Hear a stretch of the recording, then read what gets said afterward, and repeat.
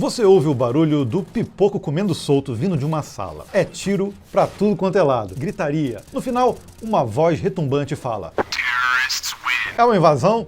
É um atentado? Nada disso. É uma lan house absolutamente normal nos anos 2000, quando o Counter-Strike dominava a área. Mas afinal, o que é esse tal de Counter-Strike ou simplesmente CS? Se você ficou em uma caverna nessas últimas décadas ou se você via aquela balbúrdia na lan house e passava longe, Counter-Strike é um jogo até que bem fácil de entender.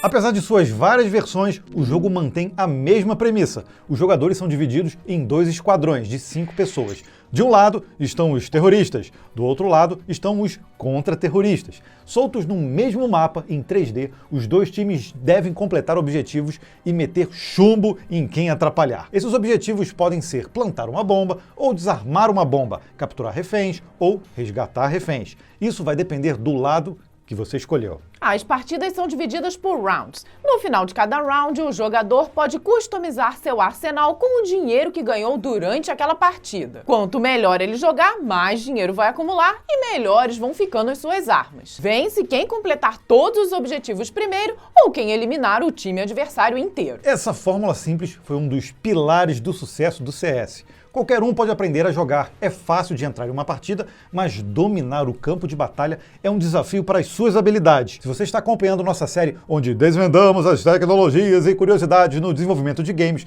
consagrados, já pode até imaginar qual foi o outro pilar. Counter-Strike explodiu, ou bombou, ou estourou por ser um jogo que roda em praticamente qualquer PC. Com essa disponibilidade, ele virou uma febre que já dura mais de 20 anos. Isso mesmo, gente, 20 anos. São tantas curiosidades sobre esse game e seu desenvolvimento que nada melhor do que chamar um Momento Alura para entender melhor de onde surgiu o CS. Como muitos sucessos recentes, o CS surgiu de uma cena mod. Inicialmente, Half-Life surgiu como um mod de Quake. Foram feitas tantas modificações no material original que acho que nem o próprio John Carmack, programador do Quake, reconheceria mais o seu código. Carmack é um dos maiores programadores de games da história. Muitos conheceram ele mais recentemente por conta de sua participação do óculos VR. Mas a verdade é que quem acompanha o cenário de games desde a década de 90, sabe que quando falamos em Wolfenstein 3D, Doom 1, 2 e 3, Quake 1, 2, 3 e 4 e muitos outros títulos, sabe que John Carmack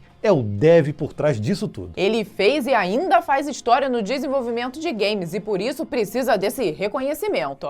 Então, se você quer ser o próximo Carmack, recomendamos fortemente que você conheça os cursos sobre desenvolvimento de games da Alura. São muitos cursos específicos para quem quer fazer carreira nessa área que não para de crescer. Na descrição do vídeo tem um link especial aqui do canal para você conhecer esses cursos e ainda receber um desconto nosso.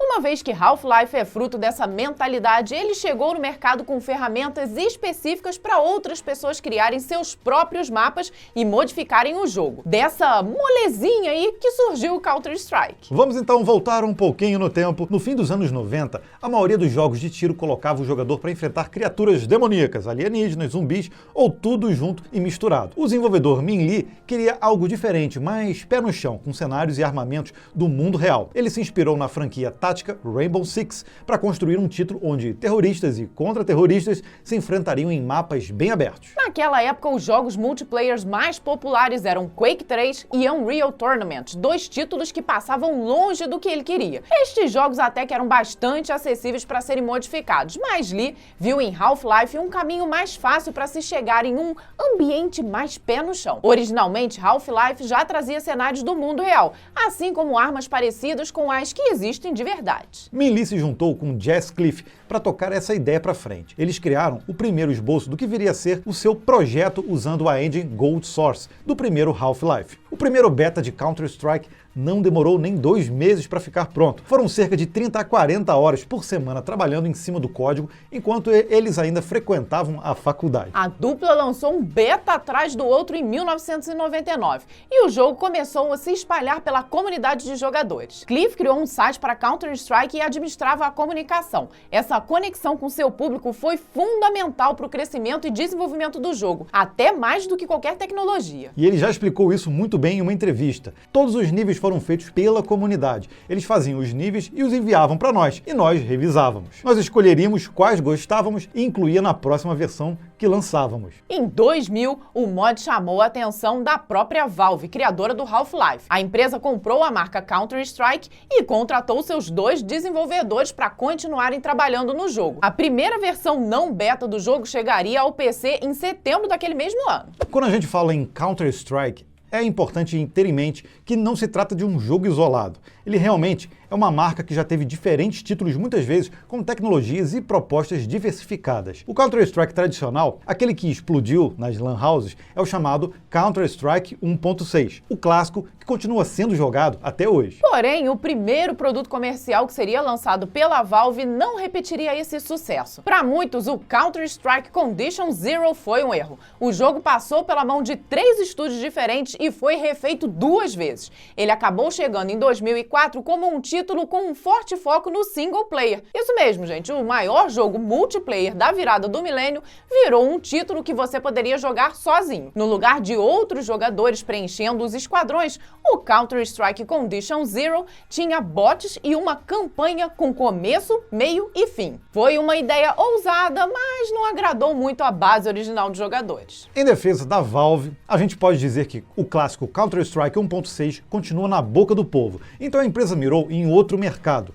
Por outro lado, a gritaria da comunidade mostrou para a Valve que os jogadores estavam ansiosos por uma nova versão que fosse multiplayer e fiel à essência do primeiro jogo. Com a ajuda dos criadores originais, a Valve fez o remake Counter-Strike Source. Essa nova versão era o mesmo título de 2000, mas rodando no motor gráfico Source, sucessor do Gold Source. O novo jogo tinha a mesma jogabilidade e as mesmas mecânicas, mas era visualmente superior, incorporando várias tecnologias que a Valve tinha criado para o Half-Life 2. Apesar das constantes atualizações, chegou um momento em que o jogo envelheceu. Para substituir o Counter-Strike Source, a Valve começou a desenvolver em 2010 o seu legítimo sucessor. O jogo seguinte não seria um remake, mas uma verdadeira continuação da proposta inicial. Alguns detalhes foram melhorados, mas a essência se manteve. Counter-Strike Global Offensive também roda no motor gráfico Source, mas nem parece. O trato no visual é gritante e o novo jogo finalmente foi um tiro certeiro. Mas e aí? Você acha que acabou? Pelas bandas de cá do Ocidente acabou mesmo, viu? Mas no mercado asiático foram lançados diversos derivados.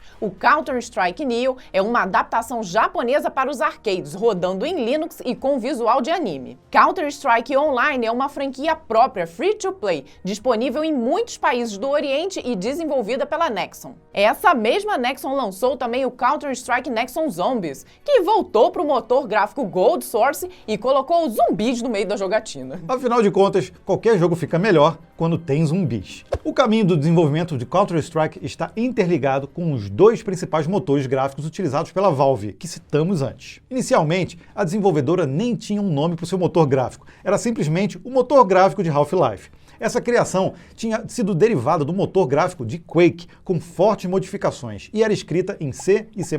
A Valve adicionou um sistema de modelagem baseado em esqueletos que não existia no Quake, além de outras alterações pesadas, principalmente em comportamento de inteligência artificial. Na mesma época, a Valve comprou a ferramenta de modificação WordCraft e incorporou em seu projeto. Surgia ali o famoso Hammer Editor, a ferramenta oficial de criação de mapas da empresa. Foram a simplicidade e a eficiência do Hammer Editor que permitiram que uma legião de criadores conseguisse gerar os mapas da comunidade de Counter-Strike. Esse motor gráfico do Half-Life só ganharia nome quando surgiu a necessidade de se implementar evoluções sem risco de quebrar alguma coisa nos jogos já lançados. Quem nunca passou por isso no seu projeto? A partir daí, foi feito um fork no Microsoft Visual Source Safe que conteria as mudanças. O codebase original recebeu internamente o nome de Gold Source e o novo motor gráfico foi batizado de Source. Source foi evoluindo de forma modular, copiando parte do Gold Source quando necessário e modificado. No final das contas, o End Source acabou sendo desenvolvido inteiramente em C++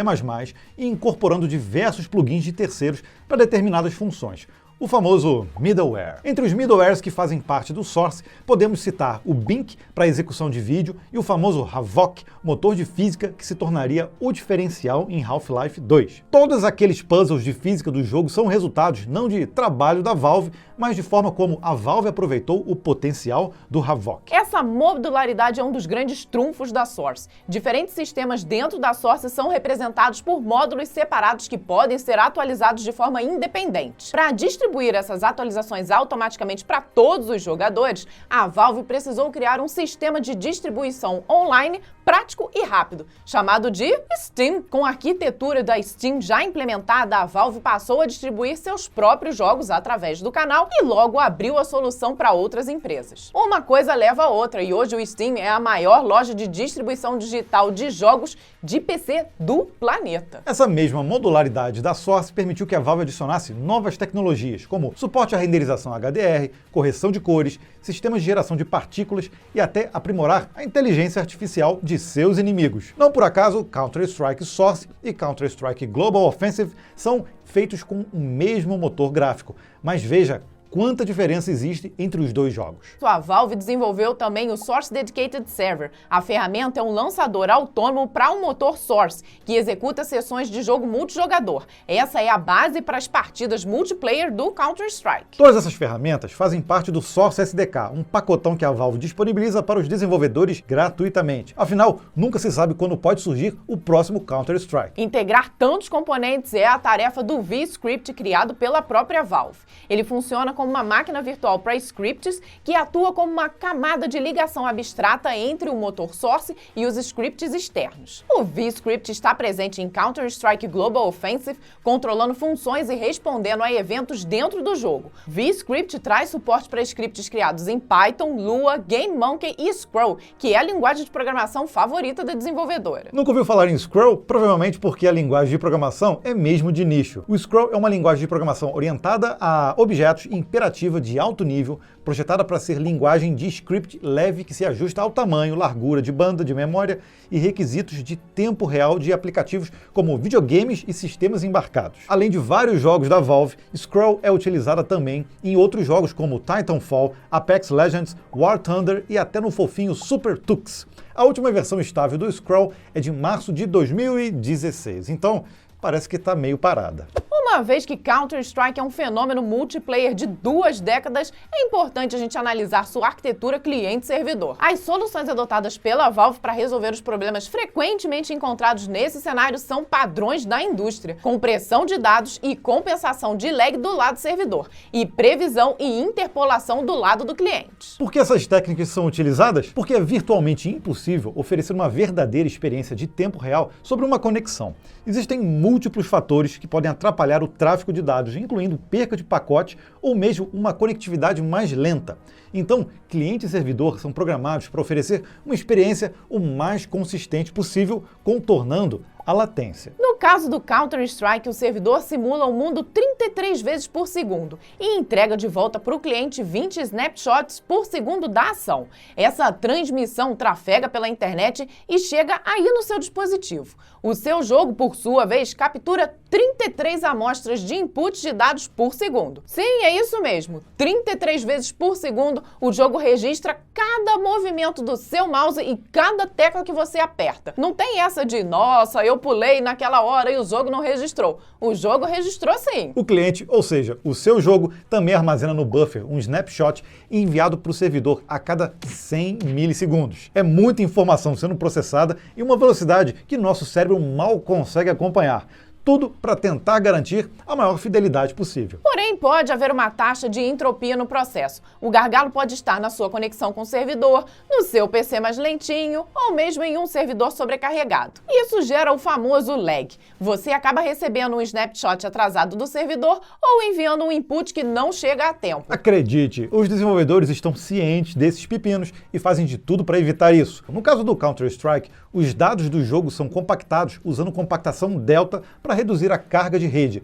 Isso significa que o servidor não envia um snapshot de mundo completo a cada vez, mas somente as alterações que aconteceram desde a última atualização reconhecida. E como eles sabem que o cliente está atualizado, cada pacote enviado entre o cliente e o servidor vai acompanhado de um número de confirmação. Se o cliente começar a sofrer uma grande perda de pacotes ou quando o jogo está iniciando, então é enviado um snapshot completo do mundo. Compensação de lag é uma outra estratégia adotada pelos servidores de Counter-Strike. Isso funciona mantendo um histórico de todas as posições recentes do jogador por 1 segundo. Se um comando de usuário for executado, o servidor estima a hora em que o comando foi criado. Em seguida, o servidor move todos os outros jogadores de volta para onde estavam no momento da execução do comando. O comando do usuário é executado a partir desse ponto.